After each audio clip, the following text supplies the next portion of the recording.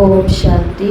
ओम शांति। तो रोज़ अमृत वेले बाप दादा बच्चों की माला जपते हैं। इसमें बाबा के आज के महावाक्य सुनते हैं। आज अमृत वेले बाप दादा सर्व ब्राह्मण कुल बच्चों में से उन विशेष आत्माओं को चुन रहे थे जो सदा संतुष्टता द्वारा स्वयं भी संतुष्ट रहे हैं और औरों को भी संतुष्टता की अनुभूति अपनी दृष्टि, वृत्ति और कृति द्वारा सदा कराते आए हैं। तो आज ऐसी संतुष्ट मणियों की माला पिरो रहे थे जो सदा संकल्प में, बोल में, संगठन के संबंध, संपर्क में, कर्म में संतुष्टता के गोल्डन पुष्प बाप दादा द्वारा अपने ऊपर बरसाने का अनुभव करते हैं और सर्व प्रति संतुष्टता के गोल्डन पुष्पों की वर्षा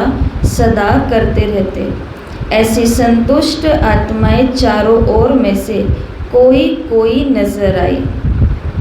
माला बड़ी नहीं बनी, छोटी सी माला बनी। याद आए ये महावाक्य सुनकर के कुछ? क्या याद आया? क्या याद आया ये महावाक्य सुनकर के? गोल्डन पुष्पों की वर्षा बाप दादा उनके ऊपर करते हैं और जो उनसे संतुष्ट रहता है उनके ऊपर गोल्डन पुष्पों की वर्षा होती है। ऐसी माला बाबा को बड़ी नहीं, छोटी ही नजर आई। ये सुनकर के कुछ याद आया? ये अभी अभी ही अव्यक्त मुरली पढ़ कर के गए हैं संतुष्टता और प्रसन्नता के ऊपर। वही महावाक्य है अमृत वेले के। बाप दादा बार बार संतुष्ट मणियों को देख हर्षित हो रहे थे क्योंकि ऐसी संतुष्ट मणियाँ ही बाप दादा के गले का हार बनती है, स्वराज्य अधिकारी बनती है और भक्तों के सिमरण की माला बनती है। तो कौन सी आत्माएं? जो सदा स्वयं भी संतुष्ट रहते और औरों को भी अपनी दृष्टि, वृत्ति और कृति से संतुष्टता की अनुभूति कराते। तो ऐसी माला बड़ी नहीं बनी, छोटी सी बनी, जिसके अंदर बाबा ने 3 मालाओं की बात करी थी। दूसरी माला में 20-25 जने गए हुए हैं। बाबा ने कहा उनको इधर लाया जा सकता है पहली माला में। तो अमृत वेले बाबा क्या करते हैं? विशेष आत्माओं का चयन करते हैं, चुनते हैं। आज के महावाक्य 28 जुलाई 2026। बाबा ने कहा, मीठे बच्चे, तुम्हारी बिगड़ी को सुधारने वाला अर्थात तकदीर बनाने वाला एक बाप है जो तुम्हें नॉलेज देकर तकदीरवान बनाते हैं। प्रश्न, तुम बच्चों की इस रूहानी भट्टी का एक कायदा कौन सा है? तुम बच्चों की इस रूहानी भट्टी का एक कायदा कौन सा है? उत्तर, रूहानी भट्टी में अर्थात याद की यात्रा में बैठने वालों को कभी भी इधर उधर के ख्यालात नहीं चलाने हैं। एक बाप को याद करना है। अगर बुद्धि इधर उधर भटकती है तो झुटका खाते रहेंगे, उबासी देंगे। इससे वायुमंडल खराब होता है, अपना ही नुकसान करते हैं। गीत, दिल का सहारा टूट ना जाए। ओम शांति। ओम शांति। मीठे मीठे रूहानी बच्चों ने गीत के 2 अक्षर सुने। बच्चों को सावधानी मिलती है। इस समय जो भी हैं सबकी तकदीर बिगड़ी हुई है सिवाय तुम ब्राह्मणों के। तुम्हारी अब बिगड़ी से सुधर रही है। बाप को कहा ही जाता है तकदीर बनाने वाला। तुम जानते हो शिव बाबा कितना मीठा है। बाबा अक्षर बड़ा मीठा है। बाप से सब आत्माओं को वर्षा मिलता है। लौकिक बाप से बच्चों को वर्षा मिलता है, बच्ची को नहीं। बाबा ने कहा यहाँ बच्चा बच्ची सब वर्षे के हकदार हैं। बाप पढ़ाते हैं आत्माओं को अर्थात अपने बच्चों को। आत्मा समझती है हम सब ब्रदर्स हैं, बरोबर ब्रदरहुड कहा जाता है ना। एक भगवान के बच्चे हैं, फिर इतना लड़ते झगड़ते क्यों? आपस में ही लड़ते रहते। अनेक धर्म, अनेक मत है, और मुख्य बात तो रावण राज्य में लड़ाई ही चलती है, क्योंकि विकारों की प्रवेशता है। काम विकार पर भी कितना बड़ा झगड़ा होता है। ऐसे बहुत राजाओं ने लड़ाई की है, काम के लिए बहुत लड़ते हैं, कितने खुश होते हैं। कोई के साथ दिल होती है तो मार भी देते हैं। काम महाशत्रु है। क्रोध वाले को तो क्रोधी ही कहेंगे, लोभ वाले को लोभी ही कहेंगे, लेकिन जो कामी हैं उनके लिए बहुत नाम रखे हुए हैं। इसलिए कहा जाता है, अमृत छोड़ विष काहे को खाए। शास्त्रों में अमृत नाम लिख दिया है। दिखाते हैं, सागर मंथन किया तो अमृत निकला। कलश लक्ष्मी को दिया। बाबा ने कहा कितनी कहानियाँ हैं। इसमें भी बड़े से बड़ी बात है, सर्वव्यापी की गीता का भगवान कौन और पतित पावन कौन। प्रदर्शनी में मुख्य इन्हीं चित्रों पर समझाया जाता है। पतित पावन ज्ञान का सागर और उनसे निकली हुई ज्ञान गंगाएं, व पानी की नदी और सागर। बाबा ने कहा कितनी अच्छी अच्छी बातें समझाई जाती हैं। बाप बैठ समझाते हैं मीठे मीठे बच्चों को। बाप बैठ समझाते हैं मीठे मीठे बच्चों, तुमको किसने पावन बनाया? किसने पावन बनाया? मुंह से तो आवाज़ ही नहीं निकल रही आपकी। किसने पावन बनाया? अभी भी नहीं निकली। किसने पावन बनाया? हाँ, अब थोड़ा लगा। बिगड़ी को सुधारने वाला कौन? बिगड़ी को सुधारने वाला कौन? हाँ। वो पतित पावन कब आते हैं? वो पतित पावन कब आते हैं? संगम युग पर। ये खेल कैसे बना हुआ है? ये खेल कैसा बना हुआ है? वंडरफुल। बाबा ने ये सारे प्रश्न पूछे हैं कि तुम बच्चों को पावन किसने बनाया? बिगड़ी को सुधारने वाला कौन है? वो पतित पावन कब आते हैं? ये खेल कैसे बना हुआ है? कोई भी जानते नहीं। तो ये खेल कैसा बना हुआ है? ये खेल रिपीटेशन का बना हुआ है, जो पुनरावृत्त होगा, हर बार घूमेगा, चक्र है। बाबा ने कहा ये खेल कैसा बना हुआ है? कोई भी नहीं जानता। बाप को कहा ही जाता है नॉलेजफुल, ब्लिसफुल, पीसफुल। गाया भी जाता है बिगड़ी को बनाने वाला एक है। ये तो समझने में आता है। बरोबर रावण हमारी बिगाड़ते हैं। ये खेल है हार और जीत का। रावण को भी तुम जानते हो, जिसको भारतवासी वर्ष वर्ष जलाते हैं। ये भारत का दुश्मन है। भारत में ही हर वर्ष जलाते हैं।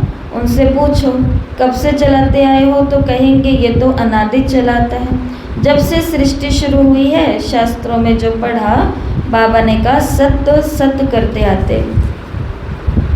मुख्य भूल है ईश्वर को सर्वव्यापी कहना। बाप ये नहीं कहते कि ये किसकी भूल है, ये तो ड्रामा में नूद है। हार और जीत का खेल है। माया से हारे हार, माया से जीते जीत। तो इस रास्ते में क्या आएगी? माया आएगी। माया को जैसे पता चलता है कि ये तो सुधारने के रास्ते पर आ गए, ये तो अब संवर रहे हैं, ये तो अब जीत की तरफ जा रहे हैं, तो बीच में वो क्या करती है? किसी भी व्यक्ति, पदार्थ या प्रकृति, किसी का भी माध्यम बना करके बैरियर्स, बीच में रुकावटें डालती है। जैसे आपने वो दौड़ देखी हुई है ना, टीवी में तो देखी हुई है हम सभी ने।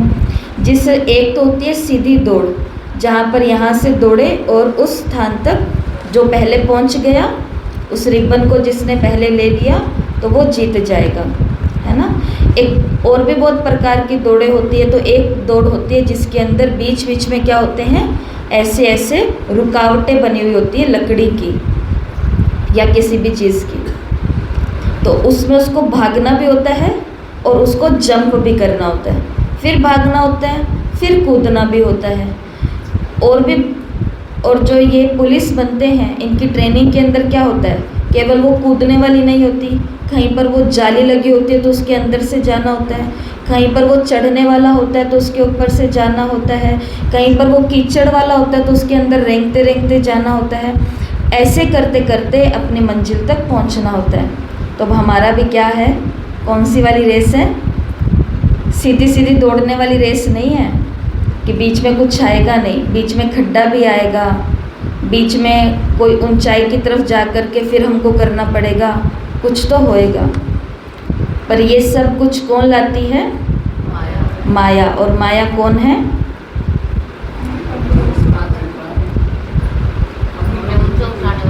हमें ऊंचा उठाने वाली शिव बाबा की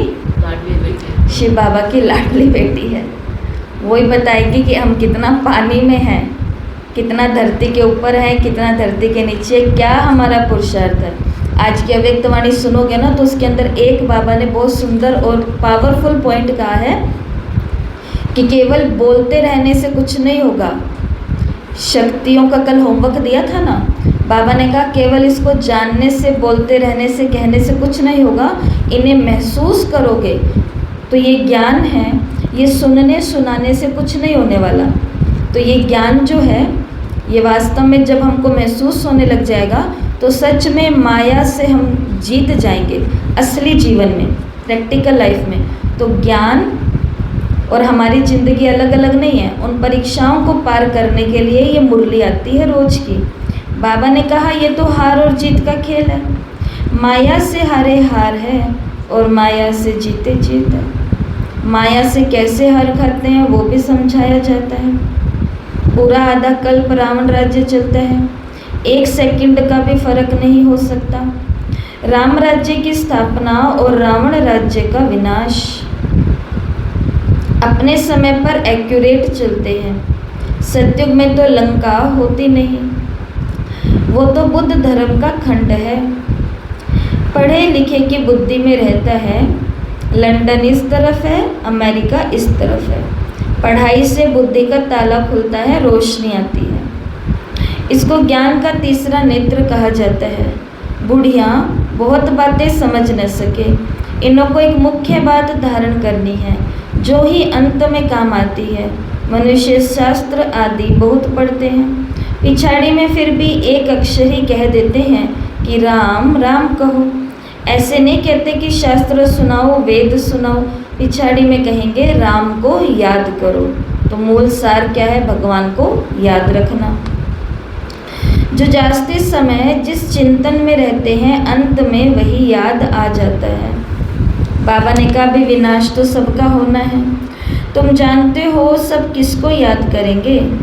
कोई श्री कृष्ण को, कोई अपने गुरु को याद करेंगे, कोई अपने देह के संबंधियों को याद करेंगे। देह को याद किया, खेल खलास। यहाँ तुमको एक ही बात समझाई जाती है कि अपने को आत्मा समझ बाप को याद करते रहो। चार्ट रखो कि हम कितना याद करते हैं। जितना याद करेंगे पावन होते जाएंगे। ऐसे नहीं कि गंगा में स्नान करने से पावन बनेंगे।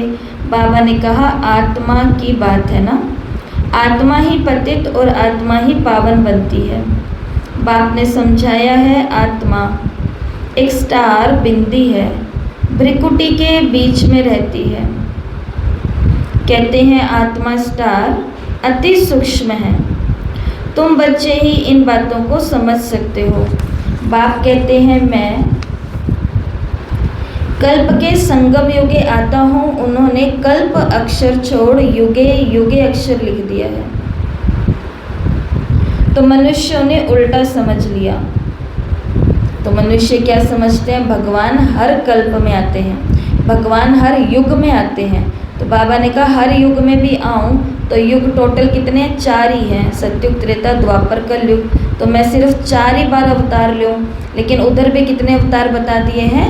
24 अवतार बता दिए हैं। इसलिए बाबा ने कहा युग युग नहीं है, वो है कल्प। कल्प में एक ही बार संगम पर आता हूँ। उन्होंने फिर कल्प अक्षर छोड़ करके युगे युगे लिख दिया है। तो मनुष्यों ने उल्टा समझ लिया। मैंने कहा कि कल्प कल्प संगम युगे आता हूँ, घोर अंधियारा और घोर सोजरे के संगम पर। बाकी युगे युगे आने की तो कोई दरकार ही नहीं है। सीढ़ी उतरते ही आते हैं। जब पूरे 84 जन्म की सीढ़ी उतरते तब बाप आते हैं।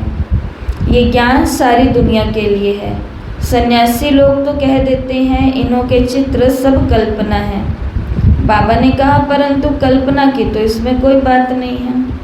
ये सबको समझाया जाता है, नहीं तो मनुष्यों को कैसे पता पड़े, इसलिए ये चित्र बनाए गए हैं। ये प्रदर्शनी देश देशांतर में ढेर होती रहेंगी।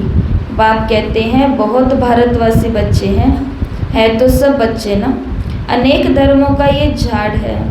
बाप बैठ समझाते हैं ये सब काम चिता पर बैठ जल मरे हैं। सत्युग में तो पहले पहले आते हैं, वही फिर पहले पहले द्वापर से लेकर काम अग्नि में जलते हैं, इसलिए काले हो गए हैं। अभी सबकी सदगति होनी है, तुम निमित्त बनते हो सदगति करने के लिए। बाबा ने कहा तुम बच्चे ज्ञान गंगाएं निमित्त बनते हो, तुम्हारे पिछाड़ी सबकी सदगति होनी है। बाप कितना सहज रीति समझाते हैं। कहते हैं सिर्फ बाप को याद करो, आत्मा ने ही दुर्गति को पाया है। आत्मा पतित बनने से शरीर भी ऐसा मिलता है। तो आत्मा पतित बनने से शरीर कैसा मिलता है बताओ? आत्मा इम्प्योर बनती है तो शरीर कैसा मिलता है? बोलो। पतित मिलता है। और कैसा मिलता है? बीमार मिलता है और थका हुआ और कम उम्र का और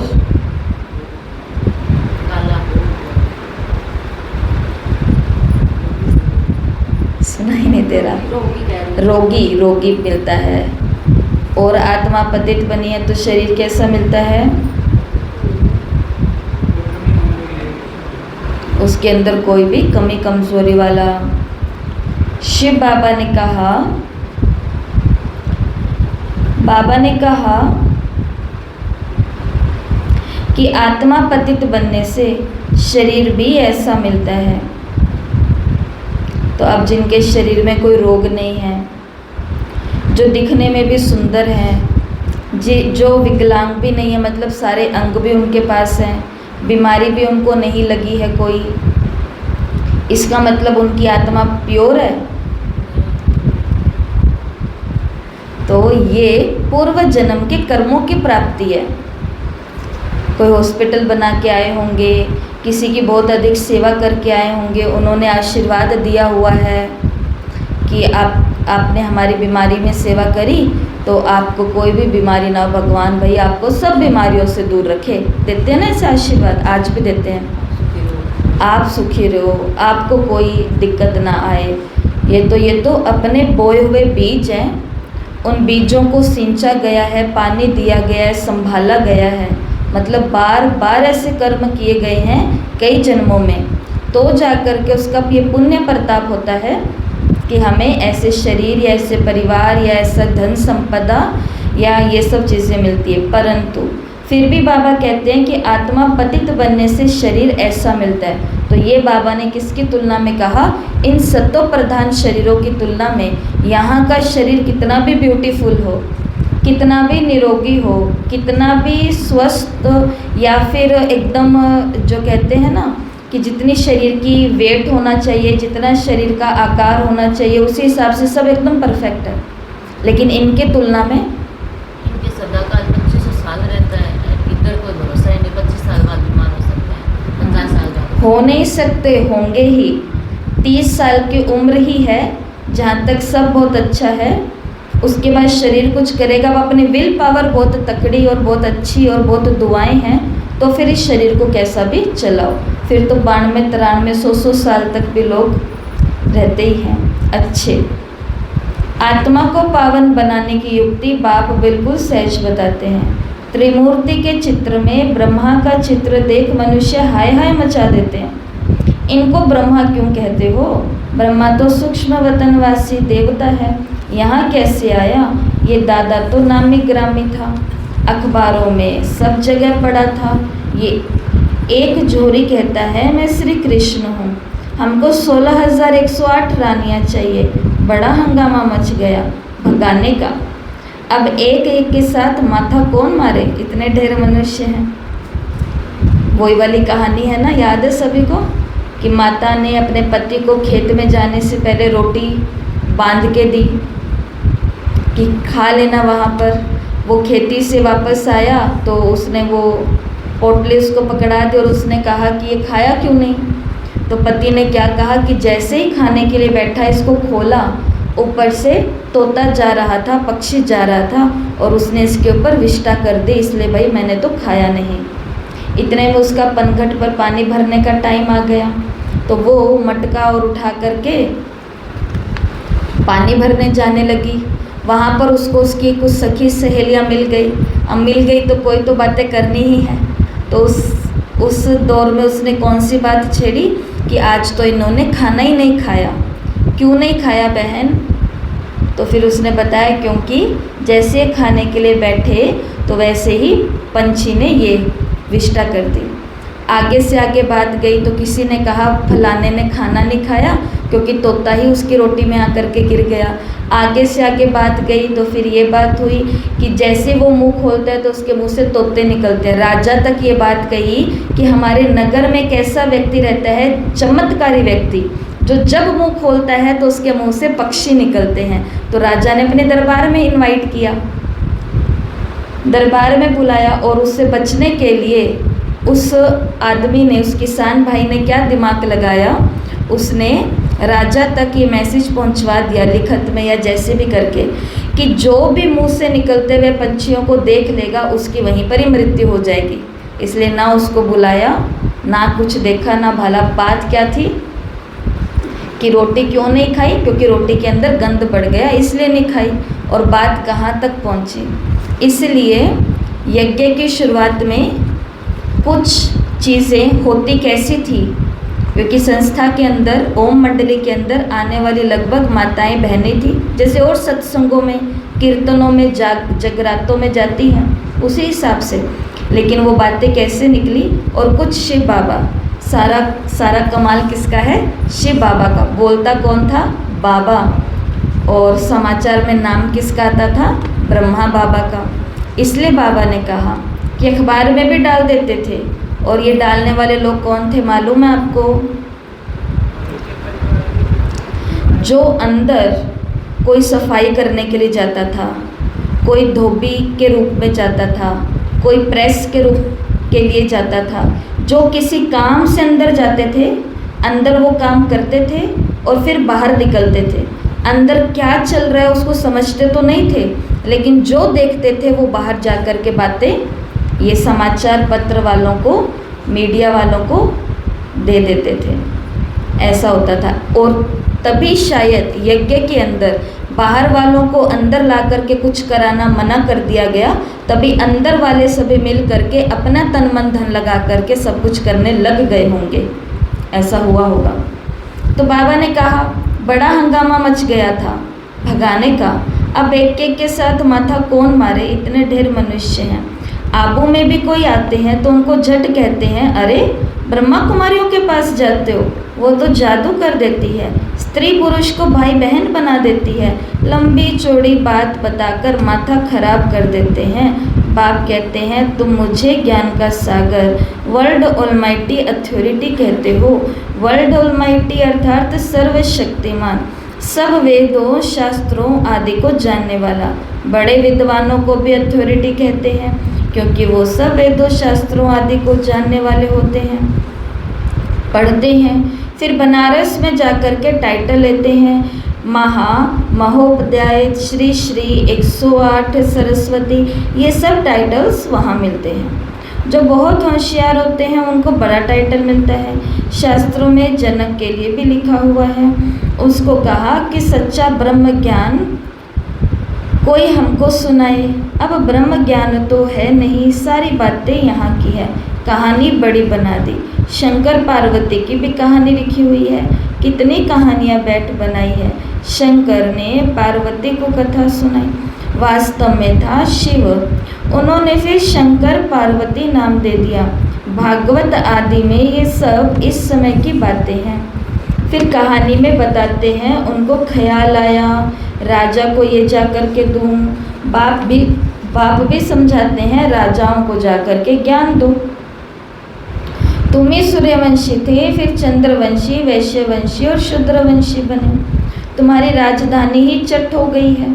फिर सूर्यवंशी राजधानी लेना है तो पुरुषार्थ करो। बाबा ने कहा अपने हाथ में सत्ता लेनी है, अपनी राजधानी में अपना राज्य पद फिर से प्राप्त करना है तो जाओ डोर टू डोर, एक एक दरवाजे पर जाओ, एक एक गली में जाओ, एक एक मोहल्ले, एक एक गांव, एक एक मंदिर, एक एक धार्मिक स्थान पर या जो भी मिलता है वहाँ जाओ और जा कर के अपनी राजधानी के लोगों को करो इकट्ठा। तो उसके लिए क्या करना पड़ेगा? राजधानी, सूर्यवंशी राजधानी लेना है तो पुरुषार्थ करना पड़ेगा। और पुरुषार्थ में कौन आके खड़ी हो जाती है?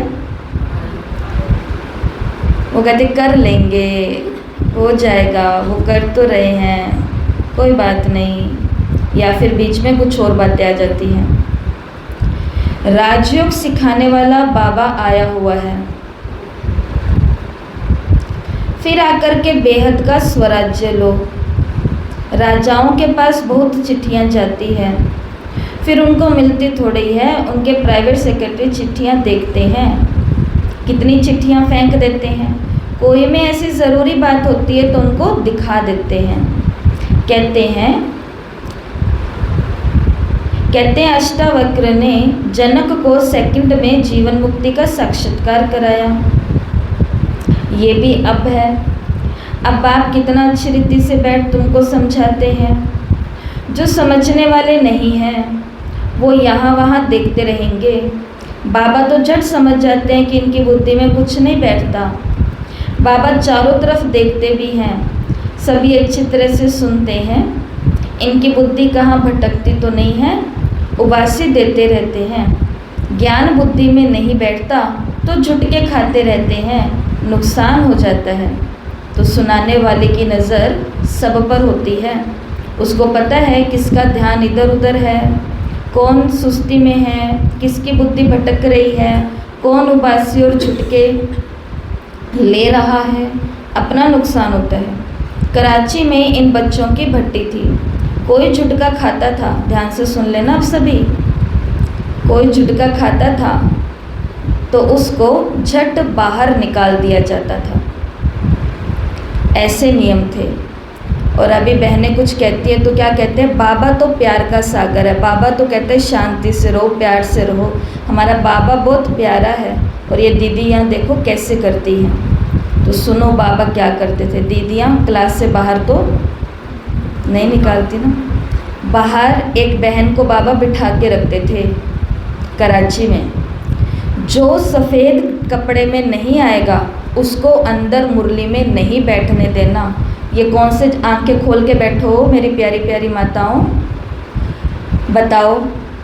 जो ये कौन से ज़माने की बात है? 1936, 37, 38 इस ज़माने की बात है, जिस ज़माने में माताएं कहाँ से वाइट पहनेगी।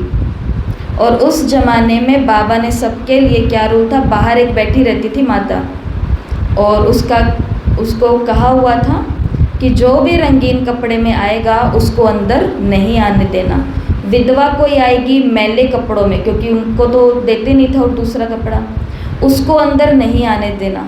और जब अंदर नहीं आने देते थे तो उनको क्या उठती थी? तड़प उठती थी कि अंदर तो बाबा मुरली सुना रहा है या फिर रास हो रहा है या फिर ध्यान दीदार चल रहा है और मैं यहाँ बाहर हूँ। किसके कारण? इन कपड़ों के कारण।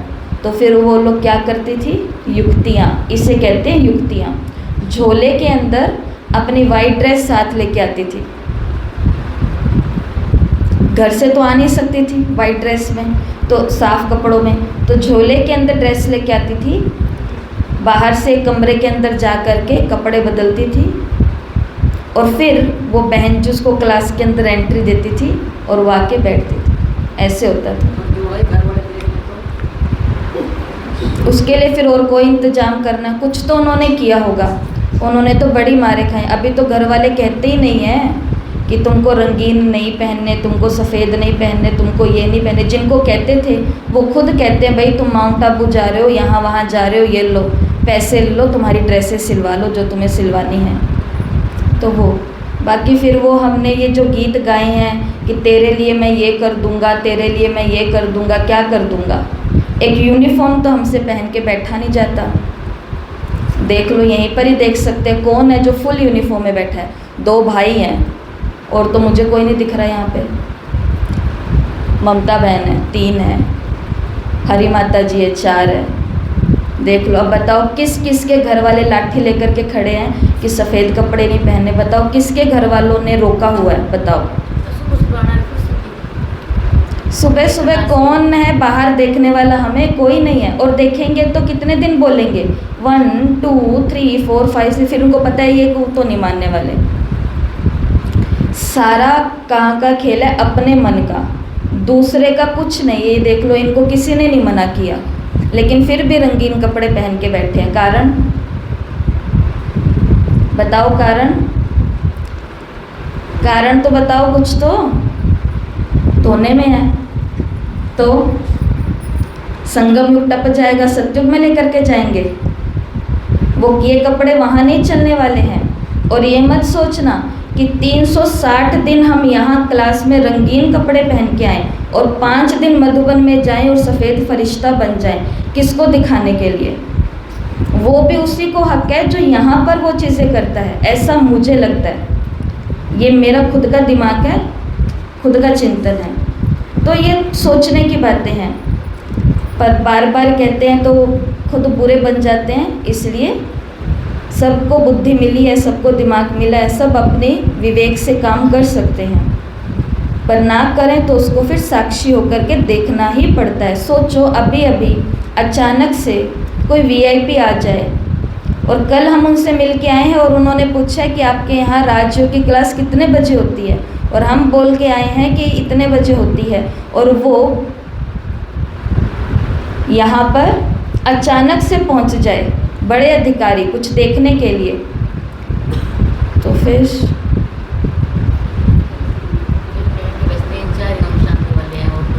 3-4 ही ओम शांति वाले, बाकी तो इनके नए लोग आके बैठे हुए थे। कारण है, बहुत सारे कारण हैं, इनको समझें तो। बाकी तो देखो बाबा ने क्या कहा कि जो झुटका खाता था ना, उसको झट से बाहर निकाला जाता था। अपने ही बैठते थे, बाहर का कोई आता नहीं था। शुरू में इन्हों का बड़ा पाठ चला, लंबी हिस्ट्री है। शुरू में तो बच्चियां भी बहुत ध्यान में चली जाती थी, और जब मर्यादाएं बहुत ज़्यादा होती है ना, तो बाबा उस आत्मा की रस्सी को खींचता भी बहुत है, बहुत ज़्यादा चली जाती थी। अभी तो सिर्फ कहते रहते हैं जादू है। परमपिता परमात्मा को जादूगर तो कहते ही है ना। शिव बाबा देखते हैं, इनका बहुत प्रेम है, तो देखने से ही झट ध्यान में चले जाते। वैकुंठ तो भारतवासियों को बहुत प्यारा है। कोई मरता है तो कहते हैं वैकुंठवासी हुआ, स्वर्गवासी हुआ। अभी ये तो है ही नहीं, सब नरकवासी हैं, तब तो कहते हैं फलाना स्वर्गवासी हुआ। परंतु स्वर्ग में तो कोई जाता नहीं है। अभी सिर्फ तुम ये जानते हो हम स्वर्गवासी थे, 84 जन्म ले नरकवासी बन गए हैं, अब फिर बाबा स्वर्गवासी बना रहे हैं। स्वर्ग में है राजधानी, राजधानी में बहुत पद है। पुरुषार्थ कर नर से नारायण बनना है। तुम जानते हो ये मम्मा बाबा भविष्य में लक्ष्मी नारायण बनते हैं, अभी पुरुषार्थ कर रहे हैं। इसके लिए कहा जाता है फॉलो मदर फादर, माँ बाप का अनुसरण करो। जैसे ये पुरुषार्थ करते हैं तुम भी करो। ये भी याद में रहते हैं, स्वदर्शन चक्रधारी बनते हैं, तुम भी बाप को याद करो और वर्षे को याद करो। कॉपी तो करो। अभी तो दुनिया वाले ये बोलने में बड़ी 1 सेकंड लगाते हैं। ब्रह्मा कुमारियों की तो ड्रेस ही यही है, ब्रह्मा कुमारियों का तो काम भी यही है, ब्रह्मा कुमारियों को तो करना ही यही है। करके दिखाओ तो सही, इसकी ही कॉपी करके दिखाओ तो भी पता चल जाएगा। वही बात है, मम्मा और बाबा इन्हों को हम बोलते हैं ब्रह्मा बाबा और मम्मा को।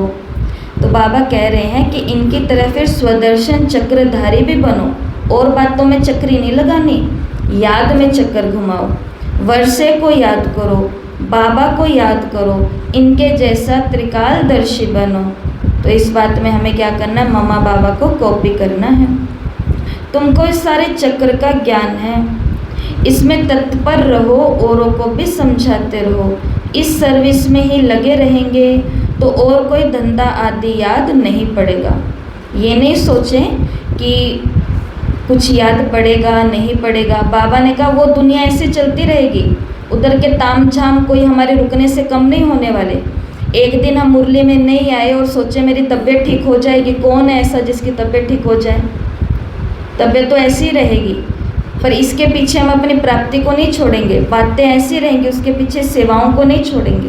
बाबा ने कहा कम से कम इससे फ़ायदा ये होगा कि जितनी देर हम मुरली में होते हैं, जितनी देर हम सेवा में होते हैं, तो उतनी देर तो कम से कम कोई और धंधा हमें याद, और बातें तो कम से कम याद नहीं आती। तो इसमें नुकसान क्या हुआ है, इसमें तो फ़ायदा ही हुआ है। बाबा ने कहा अच्छा, मीठे मीठे सिकिलदे बच्चों प्रति माता पिता बाप दादा का याद प्यार और गुड मॉर्निंग। रूहानी बाप की रूहानी बच्चों को नमस्ते। हम रूहानी बच्चों की रूहानी माता पिता बाप दादा को याद प्यार नमस्ते, गुड मॉर्निंग, ओम शांति। शुक्रिया बाबा, शुक्रिया। धारणा के लिए मुख्य सार। पहला, बाबा ने कहा सतयुग में ऊंच पद पाने के लिए, सतयुग में ऊंच पद पाने के लिए माता पिता को पूरा पूरा फॉलो करना है।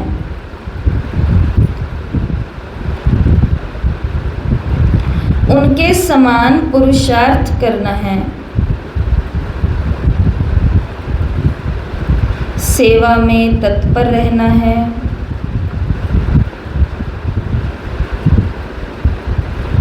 एकाग्र हो पढ़ाई करनी है।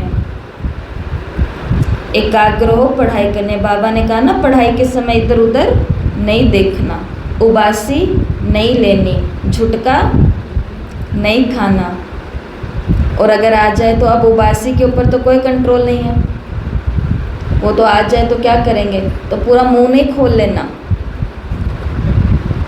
कि ये देखो सब जगह मेरे को उबासी आ गई। ऐसा नहीं करना होता। एक योगी को नींद आती है, एक योगी को भी उबासी आती है, एक योगी भी हंसता है, बातें करता है, खेलता है, दौड़ता है, सब कुछ करता है, लेकिन सब कुछ उसका कैसा होता है, कुछ दुनिया से अलग होता है। तो हमें उबासी भी अगर आ रही है मुरली के समय तो ये कोई गलत बात नहीं है, कोई बात नहीं। पर उबासी कैसे लेनी है? हैंकी होता है सबके पास, नहीं होता तो हाथ होता है, तो आराम से मुंह बंद करके ले सकते हो।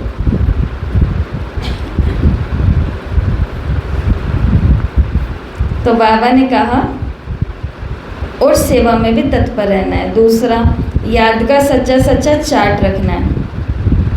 अपने को आत्मा समझ बाप को याद करना है। देह व देहधारियों को याद नहीं करना। आज बाबा ने हमें वरदान दिया, अपने हाईएस्ट पोजीशन में स्थित रहकर, अपने हाईएस्ट पोजीशन में स्थित रहकर हर संकल्प, बोल और कर्म करने वाले संपूर्ण निर्विकारी भव।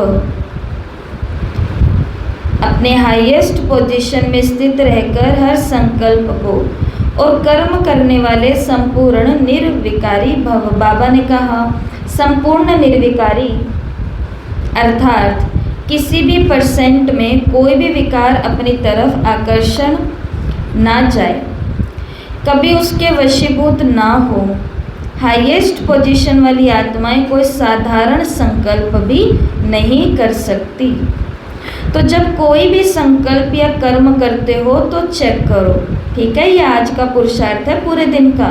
जब भी कोई संकल्प करते हो या कोई भी कर्म करते हो तो चेक करो कि जैसा ऊंचा नाम है वैसा ऊंचा काम है। कि जैसा मेरा नाम ऊंचा है ब्राह्मण, ब्रह्मा मुख वंशावली, ब्राह्मण कुल भूषण, जैसा मेरा नाम है, क्या अभी मैं वैसा काम कर रही हूँ, चाहे सोचने का चाहे कर्तव्य का। बाबा ने कहा अगर नाम ऊंचा और काम नीचा तो फिर क्या हो जाएगा। काम तो ऊंचा, सबको सद्गति देने वाले, सबको ज्ञान सुनाने वाले, और अगर काम होगा सबको दुर्गति की तरफ ले जाने वाले। कह रहे ऐसे थोड़ी ना ज़िंदगी जी चलेगी। बाबा तो कहता ही है पर तुम भी अपना थोड़ा थोड़ा ऐसे रखो, ध्यान रखो। उल्टी राय देंगे, विकारी राय देंगे, किसी के जले पर नमक छिड़केंगे, और हम कौन हैं, पानी डालने वाले, आग के ऊपर पानी डालने वाले लोग हैं। अगर नाम ऊंचा और काम नीचा तो नाम बदनाम करते हो। इसलिए लक्ष्य प्रमाण धारण करो, तब कहेंगे संपूर्ण निर्विकारी अर्थात होलिएस्ट आत्मा, पवित्र आत्मा। स्लोगन, कर्म करते करन करावन हार, बाप की स्मृति रहे तो स्व पुरुषार्थ और योग का बैलेंस ठीक रहेगा। कर्म करते करन करावन हार, बाप की स्मृति रहे तो स्व पुरुषार्थ और योग का बैलेंस ठीक रहेगा। अव्यक्त इशारे, ये अव्यक्त इशारे हैं आज के। इस कलयुगी तमो प्रधान जड़ जड़ीभूत वृक्ष की दुर्दशा देखते हुए ब्रह्मा बाप को संकल्प आता है कि अभी अभी बच्चों के तपस्वी रूप द्वारा, योग अग्नि द्वारा इस पुराने वृक्ष को भस्म कर दें, परंतु इसके लिए संगठित रूप में फुल फोर्स से योग ज्वाला प्रज्वलित चाहिए। तो ब्रह्मा बाप के इस संकल्प को साकार में लाओ, इकट्ठे मिल करके। अभी भी देखो तीसरा रविवार था तो सब लोग इकट्ठे नहीं हुए थे ना, जबकि मधुबन ने कहा था कि सबको इकट्ठे होकर के योग करना है। और ब्रह्मा बाबा चाह रहे हैं कि आज संसार की इतनी दुर्दशा हो चुकी है, अभी अभी इस योग अग्नि के द्वारा पुराने वृक्ष को भस्म ही कर दो। लेकिन इसके लिए बाबा को क्या चाहिए, संगठन की फुल फोर्स की योग अग्नि चाहिए, तभी हम ब्रह्मा बाप के संकल्प को साकार कर सकते हैं। और आज का स्वमान है, मैं संपूर्ण निर्विकारी आत्मा हूँ, मैं संपूर्ण निर्विकारी आत्मा हूँ। और ये याद रखना आज पूरे दिन, मैं निर्विकारी आत्मा हूँ। इसका मतलब जैसा मेरा नाम ऊंचा है वैसा मेरा आज पूरा दिन हर संकल्प और हर काम, हर बोल, सब कुछ क्या होना चाहिए, ऊंचा होना चाहिए। ओम शांति।